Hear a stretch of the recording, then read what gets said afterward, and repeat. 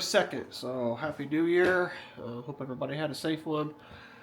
We got a couple shop maintenance things to do today. Actually, maintenance and upgrade.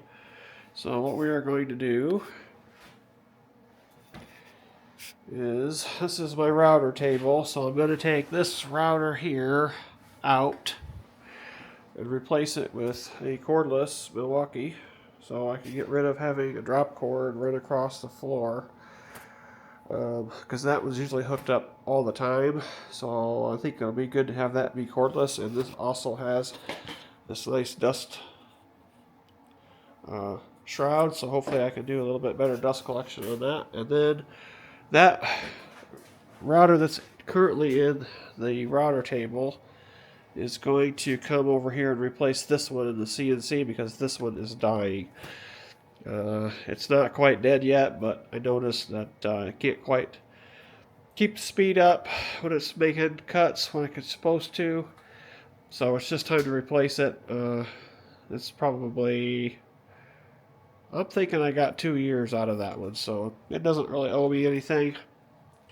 So I gotta get busy, get this stuff replaced. I got one deer mount I'd like to get made today. This really won't take that long to get this replaced, but this over here, so when I replaced the router table, I put this wing on my table saw, which in my mind is one of the better things I did in the last year, because it freed up a lot more floor space. And then so this plate here is out of my old router table. It's the same size, so I just set it in there because it was easy, because the new one was not pre-drilled for any routers. So actually it works in my advantage, because I don't think that this base on the new cordless one has a standard mounting pattern that's, well, comparable to the Bosch anyways. So I will mark that out and drill that to fit the new router. So let's get busy and do that. So I've got to take the screws out of this, or loosen these. This will slide out, but this cord here runs all the way through here, down through the wireway, and it gets plugged in back here. So I will, first let's get the cord fished out. So I'll move you around so you can see that.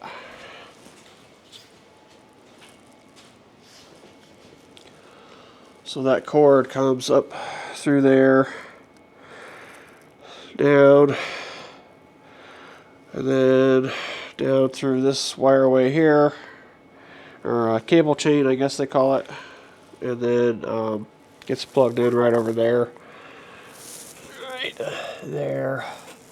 So I will get that fished out of there here.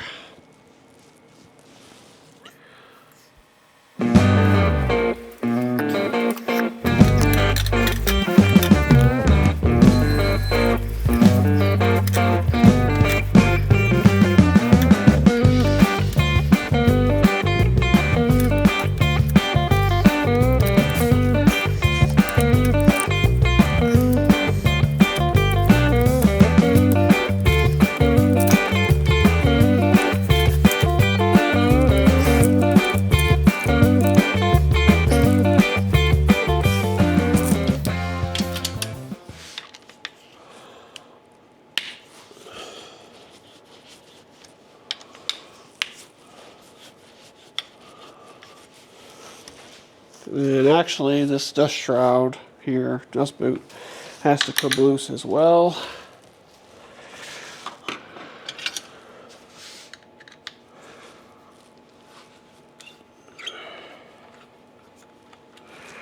It's not too big of a deal.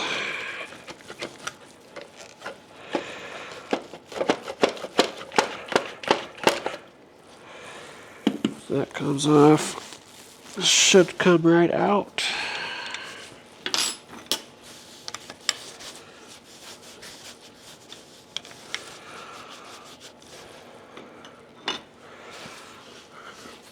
Take that bit out real quick too before I cut my hand.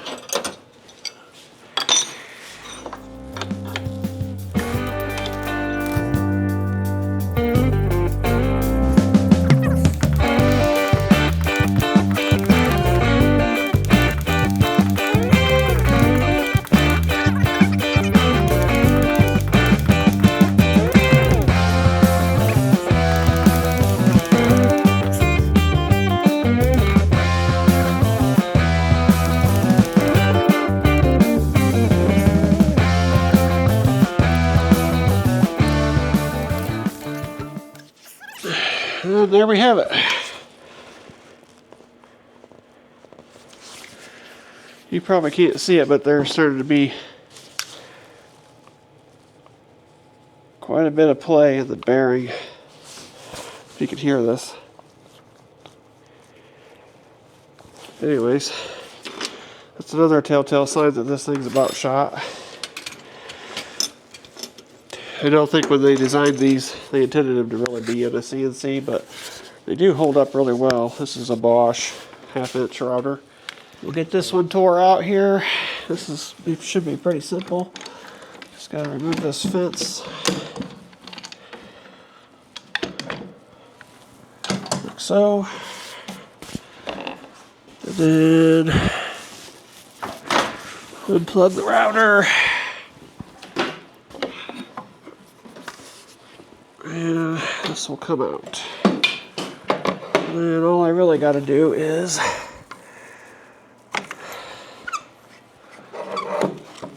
actually take that router out of there. And these are a pain in the butt. This is not the best system for a router adjustment, especially in a router table, because it fills full of dust, as you can see.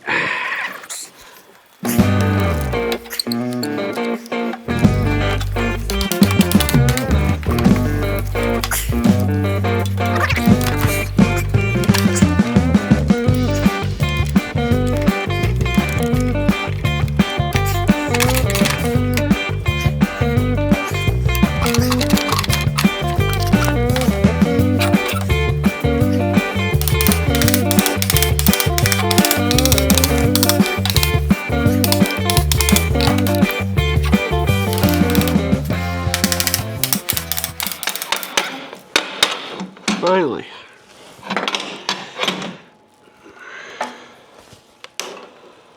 Okay, and I will change this bit out when I get it put on the other side.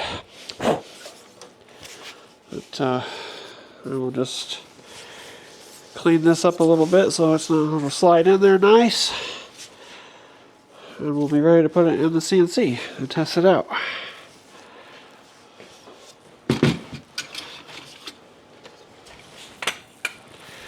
Okay, so just gotta clean this up a little bit. It got gold a little bit. Scotch-Brite pad will clean this stuff up really easy. But yeah, those Bosch router bases are not the best. And if you took them apart all the time and cleaned them, that's obviously it's been in there a little bit. But, that's definitely a lot better. So this just has to be put in position.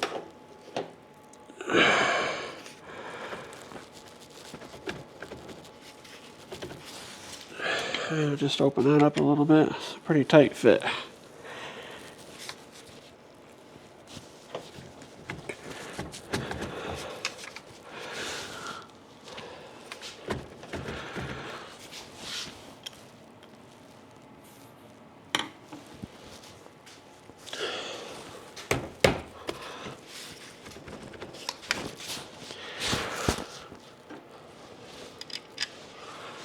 Actually, I'm wondering if this screw does not fit that.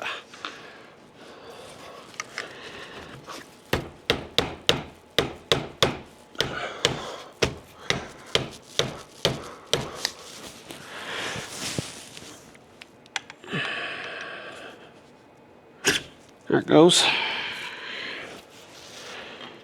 Just gonna get it orientated the way I want it, right there. Put the two screws back in and torque them down.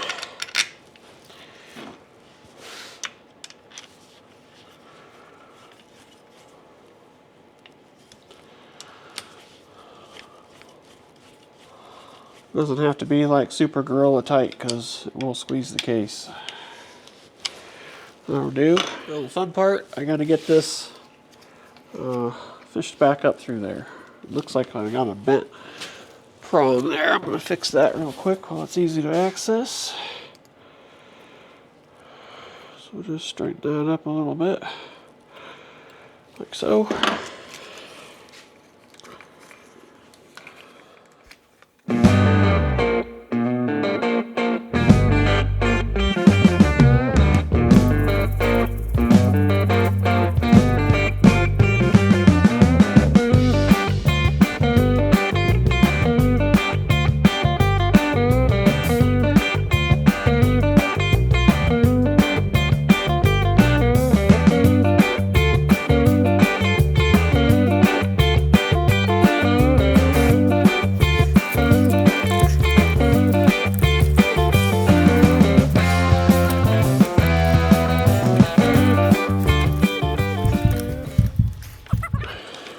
These gates do open up, but if you do that too often, they'll break. So I'd rather not break them if I could just fish it through. It takes a little extra time, but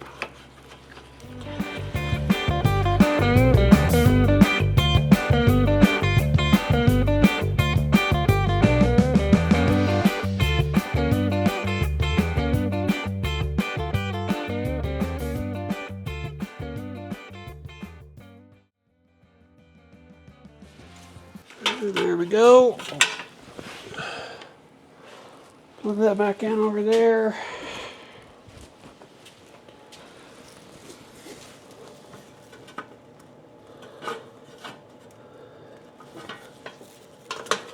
And should be good to go.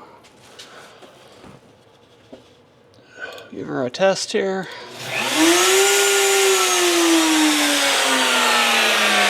All good. It's going to be just like this. The handle sticking out toward me because my dust shroud comes out this way, and that'll be ideal for where my vacuum comes from. I think it could come out either way, but that also puts the switch on this side, which is fairly handy, and looks like the battery will come out the back, but that's probably okay.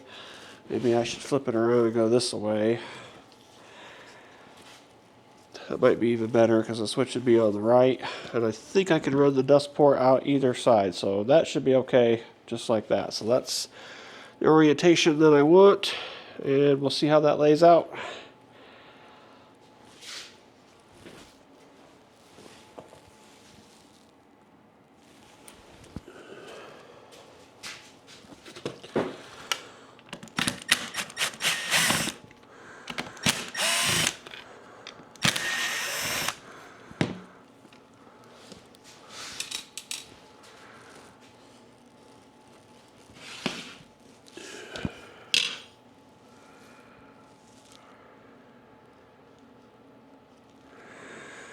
Try and clamp this in there.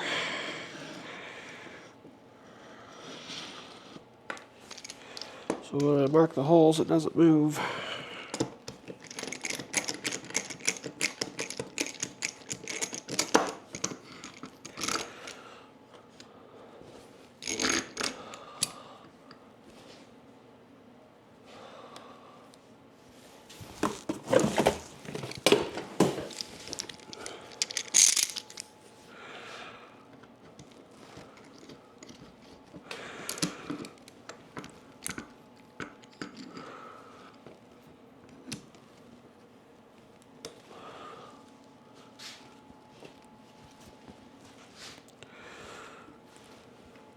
Okay, right where I want it. And then I'm going to grab some transfer punches and set those holes real quick.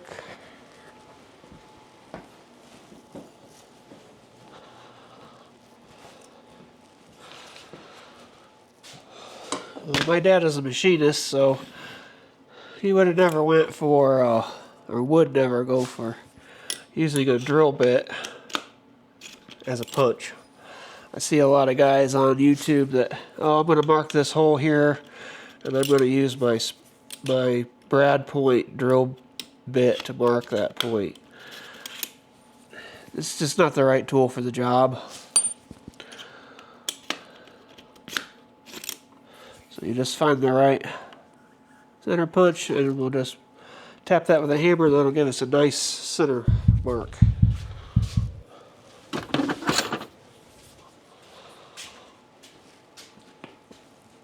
This will allow me to make that a lot more exact.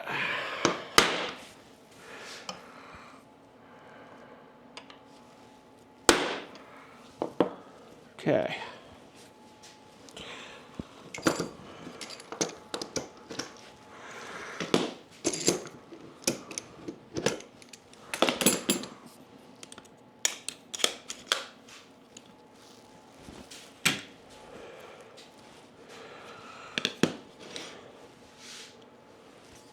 Alright, so as you can see, I've got my 3 holes marked right there, and right there. So I will probably punch them one more time just to give myself a bigger divot, and then we will drill those on the drill press.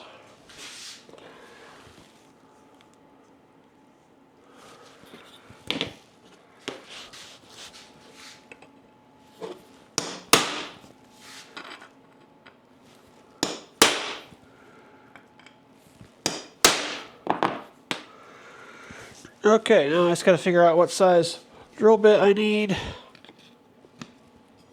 That'll be drilled down from the top, and then I'll countersink that for screws. I might even could counterbore it possibly too and use the original screws. Let's see which way I go here.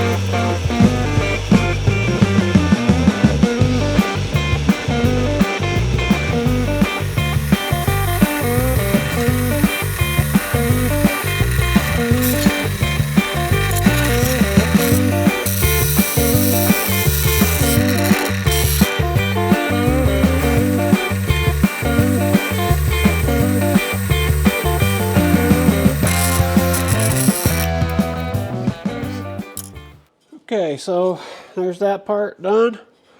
We got those holes drilled in there. I will wipe that clean here real quick just to get the shavings out of here because I don't want those on my fingers.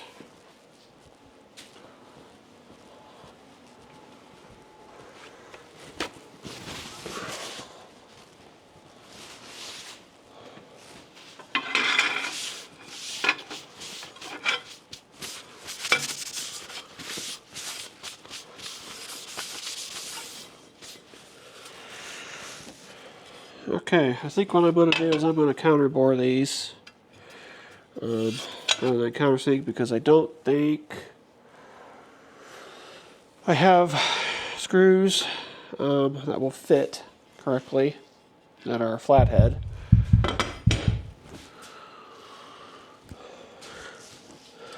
So what I've got to do is I've got to counterbore so that these heads wind up flush with the top of this, so that your material can slide over it nice. So I just got to figure out how big that is. Looks to be about 5/16 or a little bit bigger. So 1 step bigger, then 5/16 would be 11/32. So that looks like it'll probably work. I think I'll just drill into a piece of scrap to see first. Actually, I could just use this as a guide, and I could already tell that that's probably a little small.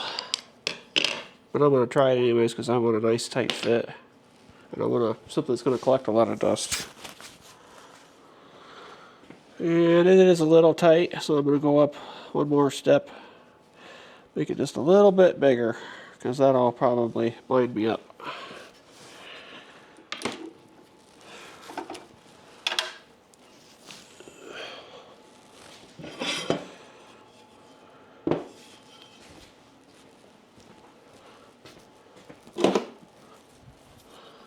I can use my calipers to figure out exactly how thick this plate is. And it's 3/8 of an inch thick, where I'm going to be counterboring. So I can easily go 1/4 of an inch deep. Now let's just double check this fit real quick.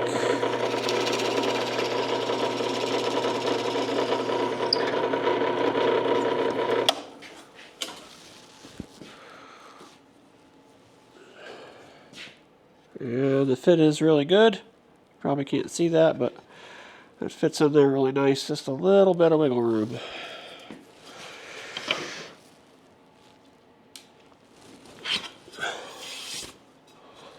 So I can set this. This really should be in-milled in, so you have a flat bottom, but I think it'll work just fine.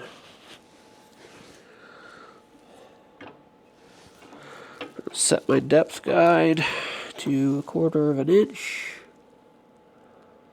Should be right there.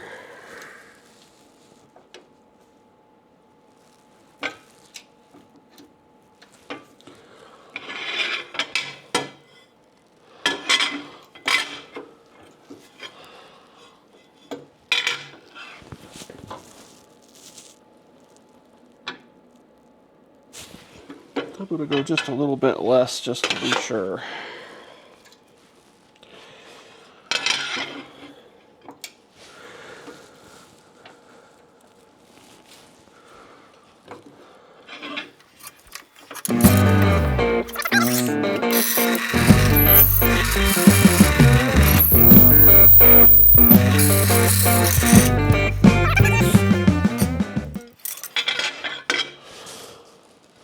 And you can see my screw comes through just a little bit, just like I want it.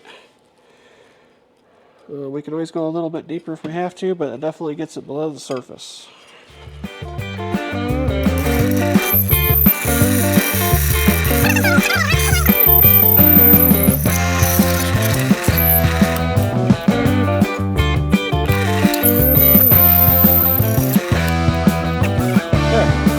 Left to do is to clean this up. Whatever I do with my towel.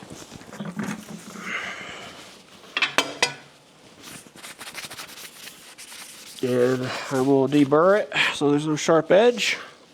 Also very important. As I said, my dad was a tool and die maker his whole life, so I was brought up around this metalworking side. He doesn't really like to do woodwork, believe it or not. A lot of machinists do, but it's never really his thing, but I like it, obviously. I'm not finding my deburr tool at the moment. So I'll just use a countersink here, just lightly. All you're trying to do is take that burr off that top edge, so it's smooth. Doesn't take much. Same on the bottom.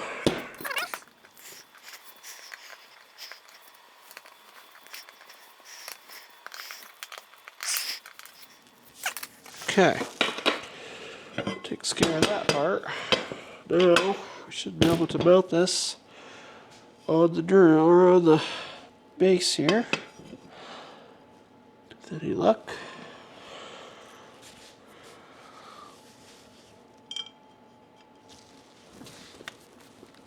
I think we're in business.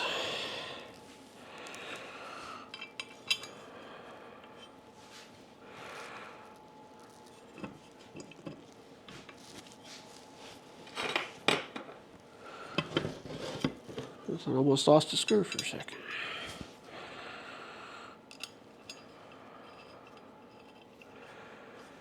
Okay, run those down tight.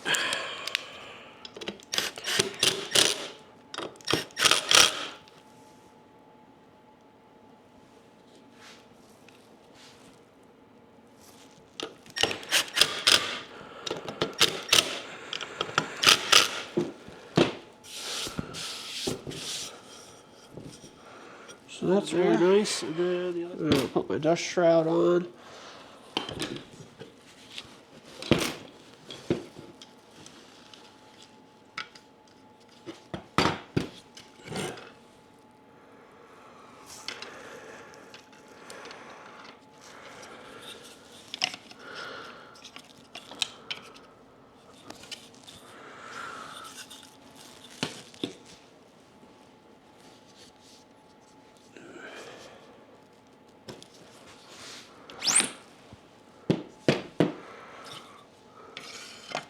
That sets in there.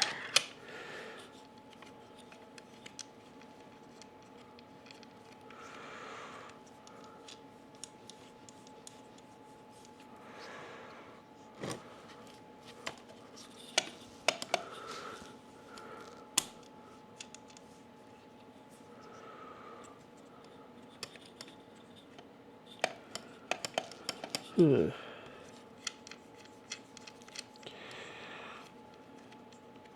well, that's going to work, because without this base on there, it doesn't have anything to seat in. I may have to come up with something to go in there, I don't know. Go ahead and put my bed in.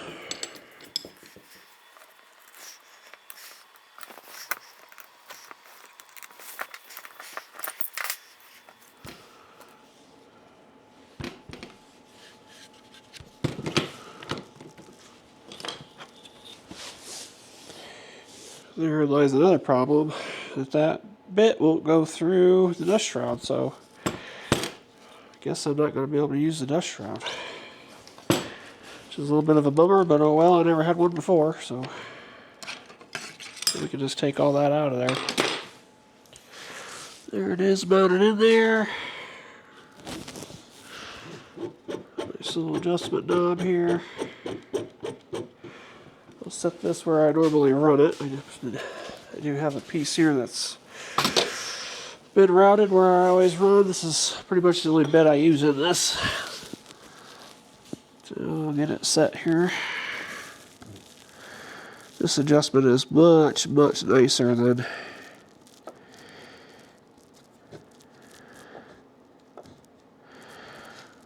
I'd say right there. Lock that down.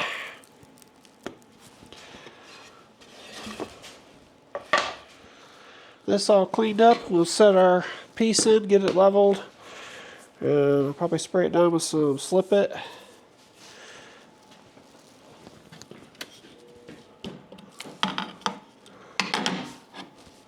Well, that's a little bit of a bummer. I guess the handles have to come off too.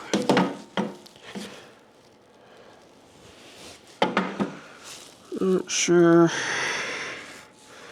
Looks to be an Allen wrench in there. These handles won't allow it to sit underneath this thick plate. This router is not totally designed to be in a router table, so that is understandable. But I don't need the handles under there, so it'll be fine. Yep.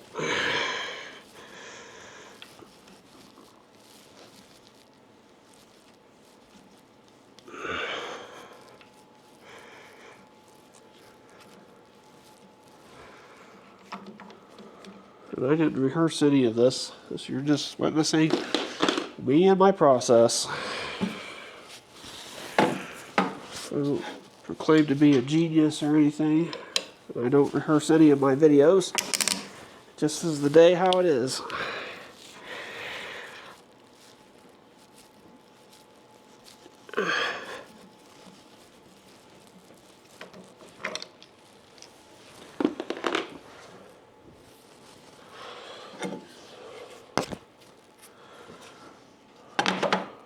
There we go. As you can see, that sits down in there quite a way, so I gotta turn those out, or in I should say, to bring that table up, so I got no ledge there.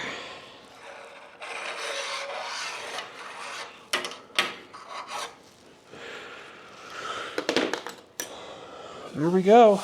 Ready to rock again. I'll put the fence on here, and before I put that on, I am going to spray this with some Slip It.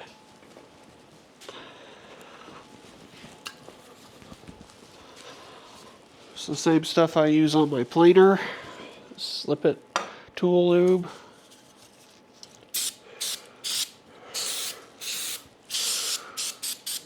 And then you just rub that in with the paper towel. Spread it out nice. This makes it nice and slippery, lets your material slide along. And also protects it from rusting, because this is cast iron.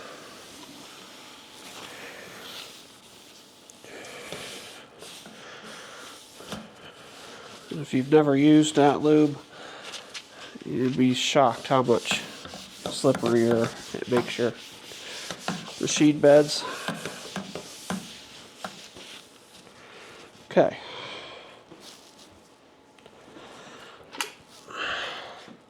Okay, ready to snap in a battery and see how it works. I'm gonna love not having a cord on this anymore.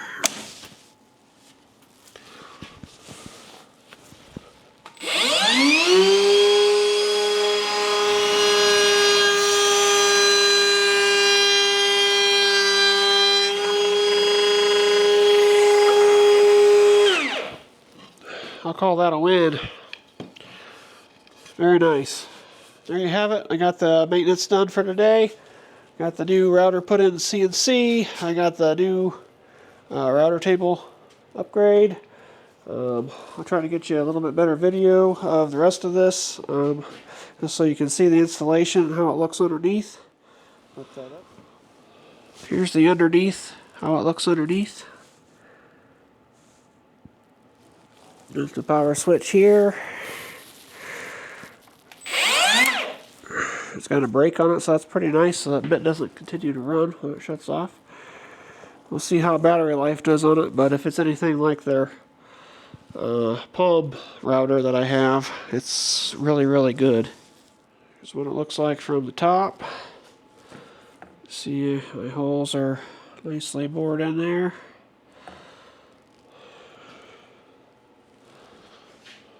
Should be good to go. But that's going to be about it for today's video. If you like today's video, please like and subscribe. It helps me out a lot. And we'll catch you on the next one.